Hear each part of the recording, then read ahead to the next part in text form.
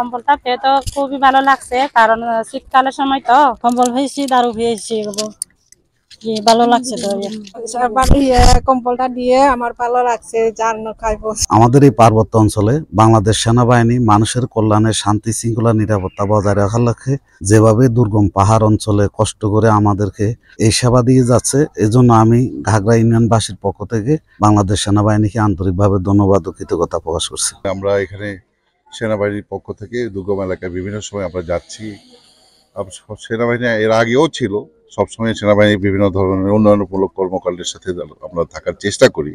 আমি ওই দিন রাঙামাটি শহরের দিকে যাচ্ছিলাম, তো স্কুলের পাশে, কলেজের পাশে আমি দেখলাম একটা গ্রাফিতি লেখা আছে যে পিছিয়ে পড়া জনগোষ্ঠী না, পিছিয়ে রাখা জনগোষ্ঠী। তো আমি এটা চিন্তা ভাবনা করলাম যে পিছিয়ে রাখা এবং পিছিয়ে পড়ার মধ্যে পার্থক্য কি। তো এখন তারপরে আমার নেক্সট একটা কোশ্চেন মনে আসলো যে এটা কারা পিছিয়ে রাখছে।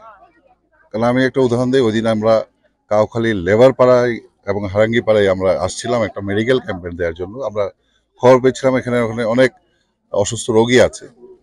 তো আমরা মোটামুটি অনেক বড় বড় ডাক্তার নিয়ে আসছিলাম, আমাদের সেনাবাহিনীর ডাক্তার প্লাস হচ্ছে আমরা বাইরে থেকেও কিছু ডাক্তার নিয়ে এসেছিলাম, স্পেশালি আপনার যে শিশু বিশেষজ্ঞ, গাইনি বিশেষজ্ঞ, ওদেরকে নিয়ে গিয়েছিলাম। পরবর্তী আমি গিয়ে দেখলাম আমার অ্যারেঞ্জমেন্টের ছিল, প্রিপারেশন ছিল মোটামুটি 1 থেকে 1,500 লোকের। পরবর্তী গিয়ে দেখি একজন লোকও নাই। তো আমি তো খুব অবাক হয়ে গেলাম। আমাকে যখন সিও বললো যে স্যার কোনো লোক আসতে পারেনি, আমি বললাম কেন আসতে পারেনি? বললো যে স্যার ইউপিডিএফ যারা আছে ওদেরকে হুমকি ধামকি দিচ্ছে।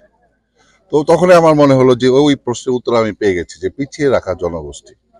তো এটা তো সেনাবাহিনী পিছিয়ে রাখছে না, এটা রাখছে হচ্ছে ইউপিডিএফ এর মতো সন্ত্রাসী দলগুলা, কারণ ওদেরকে হুমকি ধামকি দিচ্ছে।